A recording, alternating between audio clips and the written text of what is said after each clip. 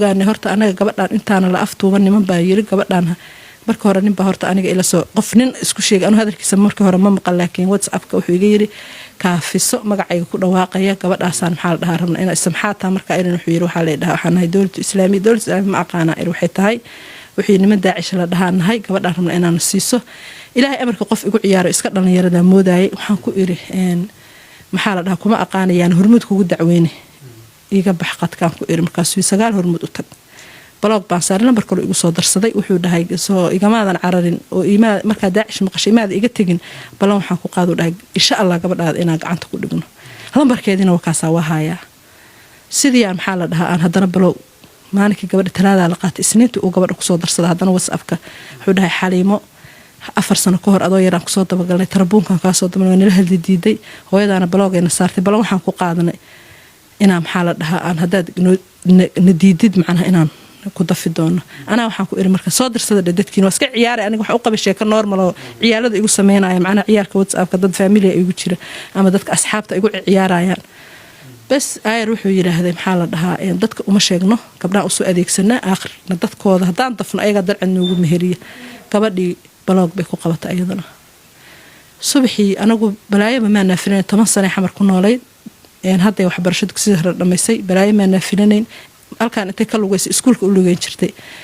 ismaana dhihinba dadkan waa dad gabadhan u soo qastiyay gabadhii markii aan waayay ayaan hadalkii nimankii igu soo dhaceen dhahay wax maan dafaynaa kabacdi lambarkii iga qorteen maxaa la dhahaa aabaheed bay xiriir hadana la sameeyeen odaygii waxay dhaheen gabadha sidaas oo kale sida igu dhahayeen oo kale oday wuxuu dhahay jinni insi waxay ma garanay hadaad gabar rabtaan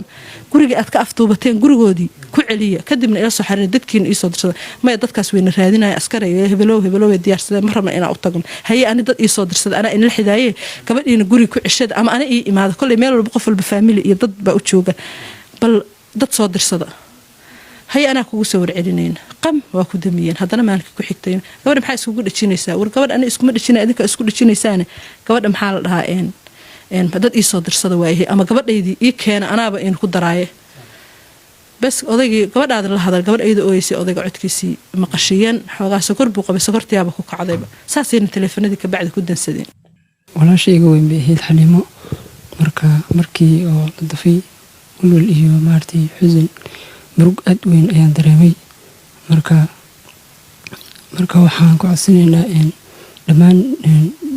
shacabka iyo dhammaan dadka muslimiinta iyo dhammaan dawladda iyo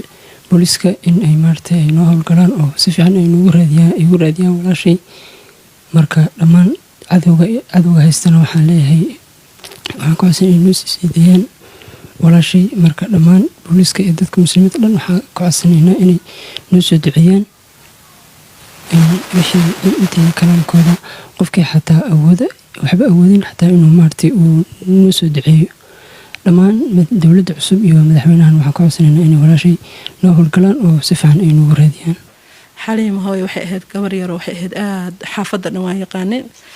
gabadha habarteeda makhraati ka xataa dariska dhan waa yaqaaneen xaafad walba aan degno gabadha aamusan baa loo yaqaanay friend xataa ma lahayn gabadha oo dad saaxiiba u imaada ma lahayn gabar hadasha xataa ma lahayn hadda xaafadda dhan waxa la dhahaa gabadhii aamusneed waa la waayay gabar yar oo hadda dugsi sare dhameysay